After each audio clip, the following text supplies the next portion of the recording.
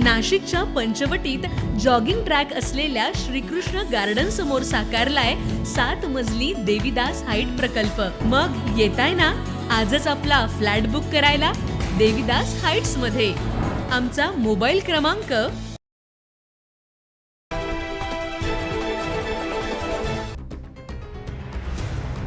संगमनेरमध्ये अंधश्रद्धेच्या नावाखाली फसवणूक करणाऱ्या एका तथाकथित बाबाला पोलिसांनी काल सायंकाळी ताब्यात घेतलं।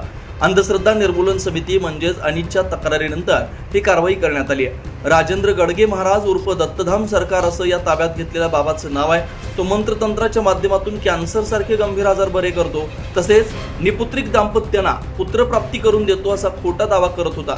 या बहाण्यानं तो संगमनेर परिसरातील लोकांकडून तब्बल 50,000 रुपयांपर्यंत रक्कम उकळत असल्याचं समोर आलंय। या प्रकरणी पोलिसांनी बाबासह आणखी 5 जणांविरोधात गुन्हा दाखल केलाय। अंधश्रद्धा आणि फसवणुकीविरोधात अनिसने दिलेल्या तक्रारीमुळे ही मोठी कारवाई झाली आहे। नागरिकांनी अशा धुंदगिरीपासून सावध राहावं असं आवाहन संगमनेर तालुका पोलिसांकडून करण्यात आलं आहे। सध्या या प्रकरणाचा अधिक तपास सुरू आहे। आणखी धक्कादायक माहिती समोर येण्याची शक्यता व्यक्त केली जाते। 9 न्यूज महाराष्ट्र ब्युरो, संगमनेर।